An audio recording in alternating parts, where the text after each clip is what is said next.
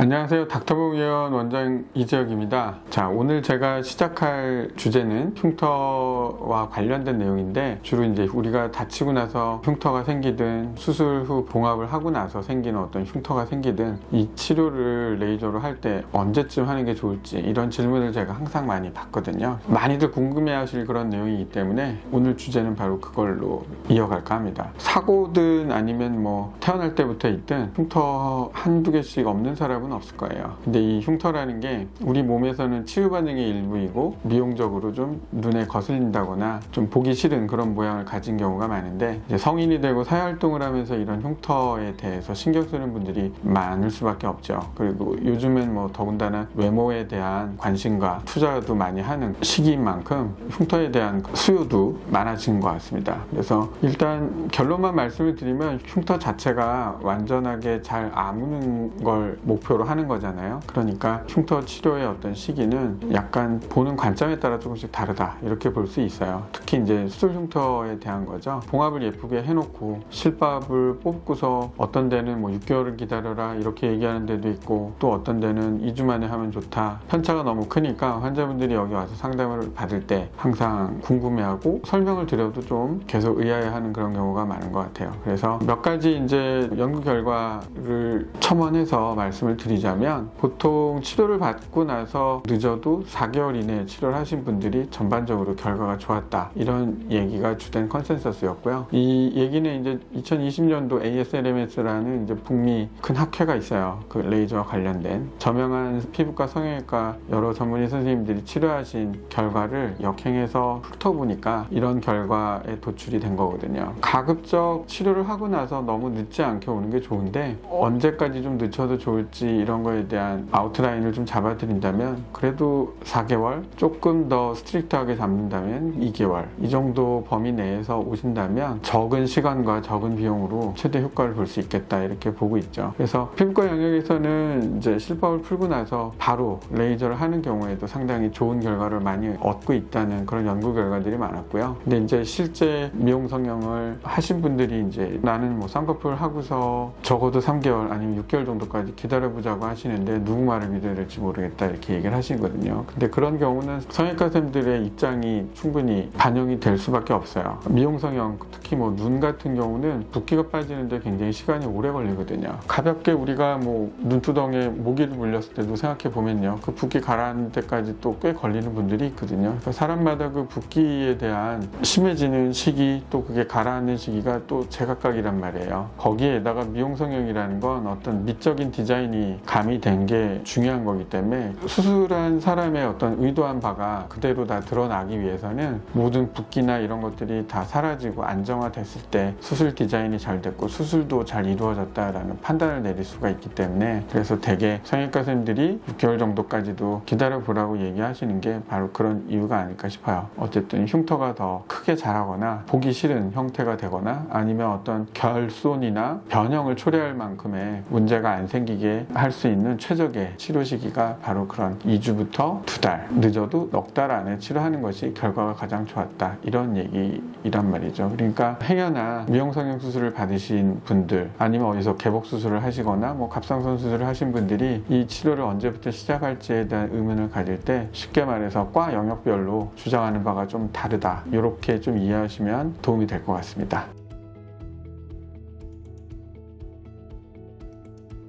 아까도 말씀을 드렸다시피 그런 성형외과적인 아주 섬세한, 아주 미묘한 차이에 의해서 되게 예뻐 보이기도 하고, 또 요즘 트렌드에 가장 잘 부합하는 그런 의도가 잘 나타날 수도 있기 때문에, 붓기가 많이 영향을 주는 그런 부분들에서는 붓기가 빠지고 나서 기다려보자라는 그런 성형외과 쌤의 말이 아주 틀린 말이 아니라는 얘기죠. 그리고 그 이외에 이제 일반적인 흉터들은 뭐 붓기가 어느 정도 남아있다 하더라도 상처가 아물고 재생되는 그 기전이 있단 말이에요. 이게 일주일이 지나고 뭐 2주가 지나고 했을 때 내 몸에서 벌어지는 여러 가지 과정들이 순차적으로 아주 부드럽게 연결이 되면서 지나가거든요. 그러니까 그거에 의거해서 치료를 하게 된다면 실밥을 풀자마자 하는 치료도 충분히 생각해 볼 수 있어요. 근데 저는 실질적으로는 실밥을 풀자마자 치료를 하는 것을 아주 많이 권하진 않아요. 간혹 봉합이 조금 잘 안 됐을 경우가 있거든요. 그래서 실밥을 풀고 하시고 괜찮은 줄 알고 집에 가셨는데 이제 다음날부터 이 상처가 막 벌어지거나 틀어지는 그런 경우도 간혹 있단 말이죠. 그런 상황까지 다 지켜보고 난 후에 하자는 얘기를 드리기 때문에 그래서 보통 실밥 풀고 빨라봤자 한 일주일 정도에서 하면 무난하지 않겠나 이렇게 생각을 하고 있습니다. 여기 오시는 분들이 이제 아무래도 흉터를 검색을 하다 오시거나 뭐 어떻게 소개를 받아서 오신 분들이 많은데 내가 너무 늦게 온 거 아니냐 하면서 본인을 자책한다거나 뭐 이런 분들도 계시고 또 어떤 분들은 사실 제가 봤을 땐 그렇게 보기 싫은 흉터 정도는 아닌데 흉터에 너무 이제 몰입하고 신경쇠약이 걸릴 정도까지 많이 집중하시다 보니까 일상생활에 지장이 클 만큼의 그런 정신적 고통을 많이 호소하다가 찾아 오시는 분들이 꽤 있었어요. 거울로 매일 살피고 하면 그 흉터가 너무 더 지나쳐 보이는 경우가 많으니까 거울을 너무 자주 안 보셨으면 좋겠어요. 정신건강을 위해서라도. 흉터에 관련된 주제가 자주 다뤄질 예정이니까 혹시나 좀 불안함이나 아니면 그런 정보를 원하셨던 분들에게 오늘 내용이 조금이나마 도움이 됐으면 합니다. 시청해주셔서 감사합니다.